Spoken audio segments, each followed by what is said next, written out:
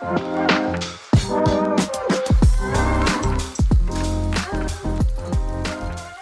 and welcome to the CIH podcast. This is a bite-sized special where we're going to cover one quick topic in under 30 minutes. My name is Emma Elston. I'm the Content Marketing Manager at CIH, and today I am joined by Kirsty and Denise from the CIH Housing Academy. We're going to be discussing the Competence and Conduct Standard, which is the new regulation being brought in by the government to mandate qualifications within the social housing sector.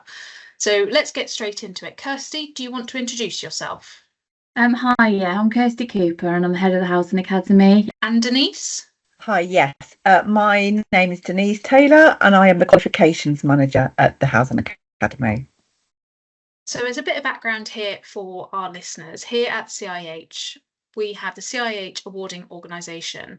They are responsible for awarding all of our qualifications out to learners who study with a range of our study centres. One of those study centres is our CIH Housing Academy. So our colleagues here, Kirsty and Denise, are here to tell us about what the Housing Academy do, how they're preparing for the Competence and Conduct Standard, and also how they can help support organisations and individuals with the new standard coming in. So my first question for you guys is, what is the standard? What's the timeline? How will it work? What are the basics of the standard coming in next year? Okay, shall I start, Kirsty? So the Competence and Conduct Standard was introduced by the Conservative government and has been picked up by the Labour government. And basically it's a framework for those that are working in social housing, and it's been aimed at senior professionals. So they're calling them managers and senior managers who deliver social housing services.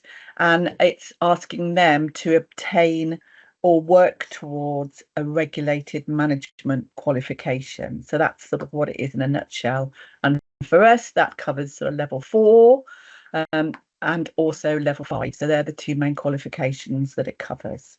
Alongside the qualification requirement, there's also a requirement for organisations to demonstrate to the regulator that they are committing to developing all colleagues. So that's looking at things like a workplace organisational policy and plan to say it's not just level 4 and 5 and those roles that have been identified, it's across the whole organisation. What are we doing to upskill and ensure professionalism across all colleagues? That sounds really good. So what is the Housing Academy doing to prepare for the launch of the standard? I know there is a training course coming in, you've obviously got the qualifications, but what are you doing to help everyone at the moment? The Housing Academy is, as you mentioned at the beginning, one of a regulated centre. So we're approved by CIH Award Organisation and we offer qualifications and training within the housing sector. So as part of the Competence and Conduct Standards, we're looking at what we can do to support everybody out in the sector. We've got quite full range of products that we offer, including the level 4 qualification and the level 5 qualification.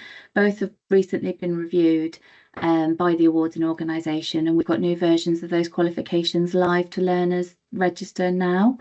We're also trying to support the sector by looking at what other products might help with the development across all colleagues, and also for people that want to know a little bit more about the background of like what is the, why has this come into effect, what were the reasons behind it, what's actually happening, what stage is the review at, and also what are the timelines, but then what practical steps can people take to start preparing.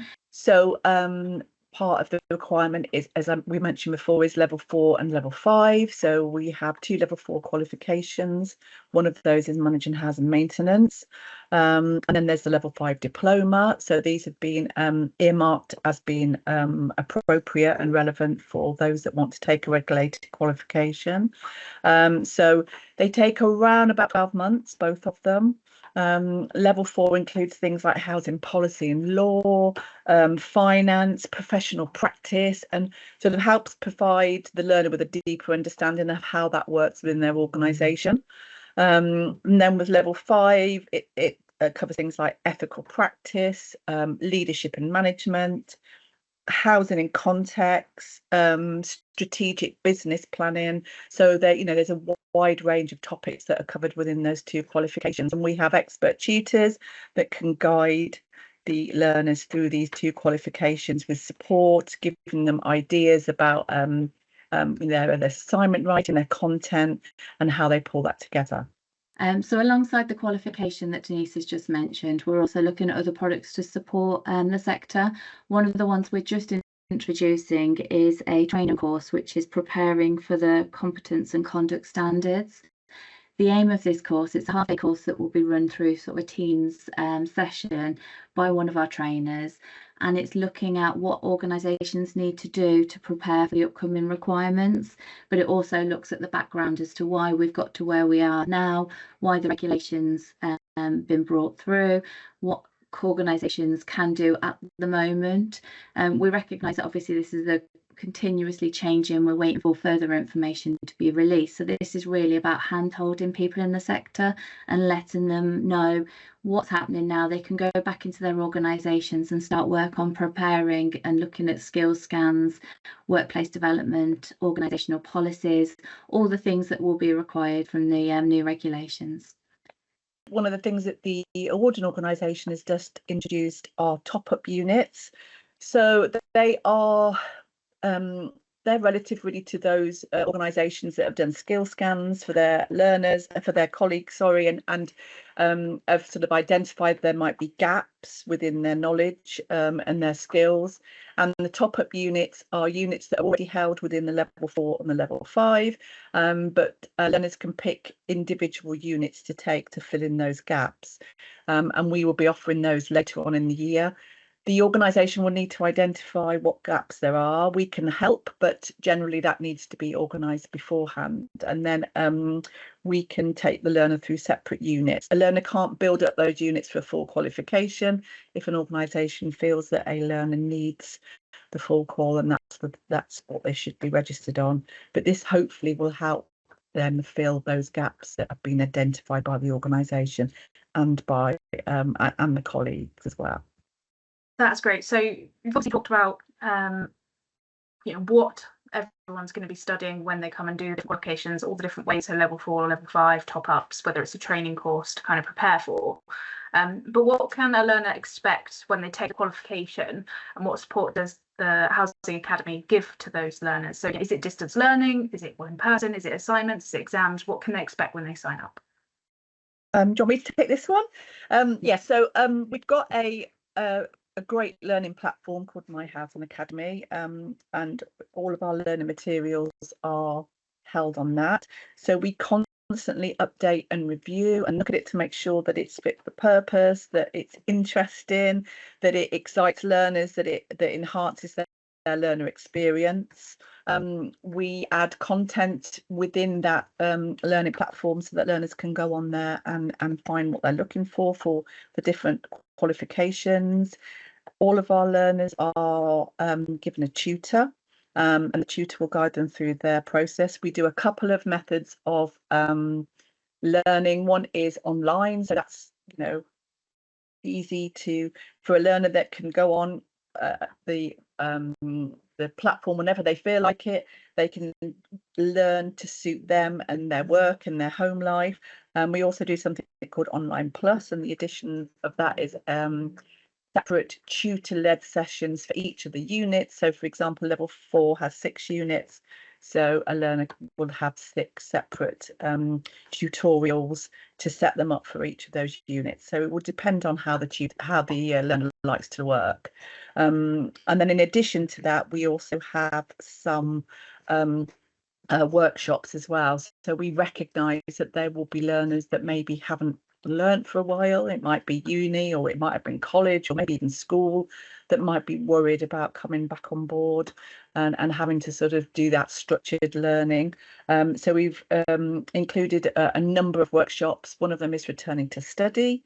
So how do I prepare myself? How do I set up my time? How do I manage work, home, learning?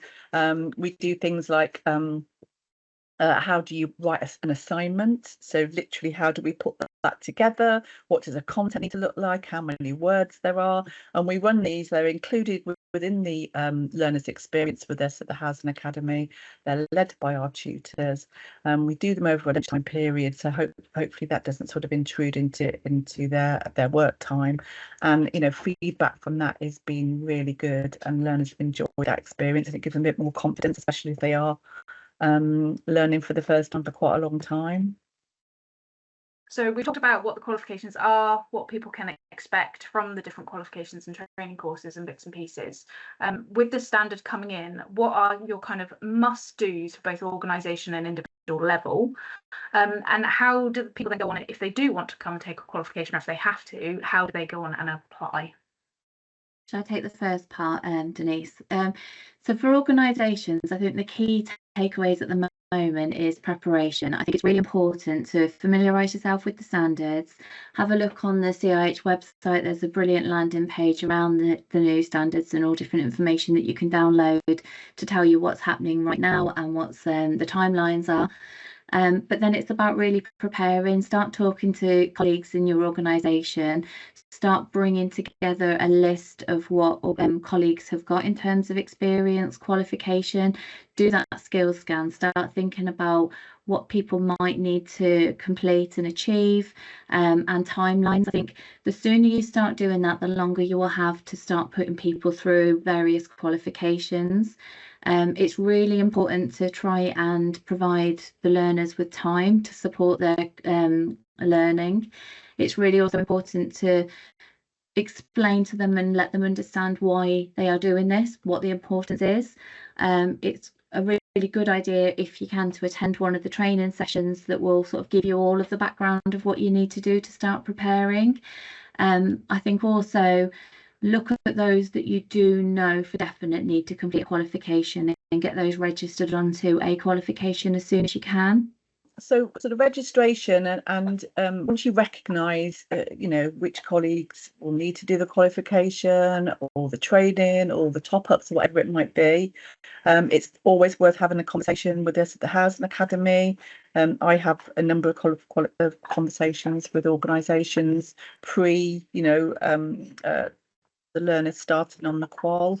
I can always talk to learners who are worried or concerned or have any concerns about coming on board and starting a regulated qualification. I often do sort of like a pre-induction for learners, so hopefully we can answer any questions and sort of put their minds at rest before they start, because very often we find with learners that they're more worried about it once they get into it and start doing it. They enjoy it. So it's just making sure that you answer all their questions up front. So we can do that for learners. They can look on the website. We've got a lot of information on there, including when our qualifications open, how much they are, what's included.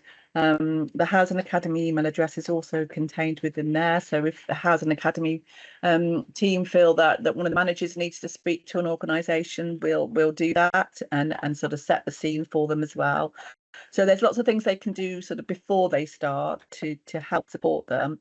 And then we do inductions for all learners that start with us. We talk them through the process, what they need to do, how they write an assignment, all of those things as well. So we try to make sure that a learner has all of that pre-information before they start, because the better informed they are, hopefully the better experience they have on the qualification. So just to wrap up, obviously you've talked about the workshops and things that people will get when they sign up for qualifications to help people back into study if they haven't studied for a while. But what is your one final tip for individual learners about, so if they're worrying about coming back to study, what would you say to them? I would say talk to us. We're here to help and we're here to support. We've got a great team of learner support officers. We've got our hub team. We've got all of our tutors. Everybody's here to help support and get people through their qualifications or work through their top-up units. But don't be afraid to sort of, come along, talk to us, attend one of the sessions, get in touch by email, and we'll be able to, talk you through the process, help understand what it is that you're worried about, and know that you're not the only ones that are going through that experience. There's lots of people, and we really are here just sort of to try and hold your hand and help you through the whole experience. I think as well, if organisations are able to give their colleagues some time to take the qualification, that's really helpful. We have an organisational information sheet which we can also send out to companies if they're interested in looking at that, and it gives them some sort of hints and tips about how best to support their learner. And we sometimes find that mentors within workplaces are really helpful as well. So if they're able to provide a mentor for the colleague, that could be somebody that's done the qual before, it might just be their line manager, but somebody that they can speak to, especially if they get stuck, and very often, you know, they feel they might get stuck. So it's having that sort of support just to keep people going. So they would be my sort of two things, really. Thank you. That's amazing. I think we've really covered what the qualification and everything, what people can expect coming up in the next year or so. For more information, we do have a landing page in the Knowledge Hub within the CIH website for more information on what the qualifications are, which we are updating as and when we get more information from the government and as things change. So please do check that for more information. But I just want to say thank you to Kirsty and Denise for joining me on today's podcast and telling us a little bit more about how the Housing Academy are preparing for the Competence and Conduct Standard. Thank you for listening, and tune in to our next podcast on our website or on our YouTube channel.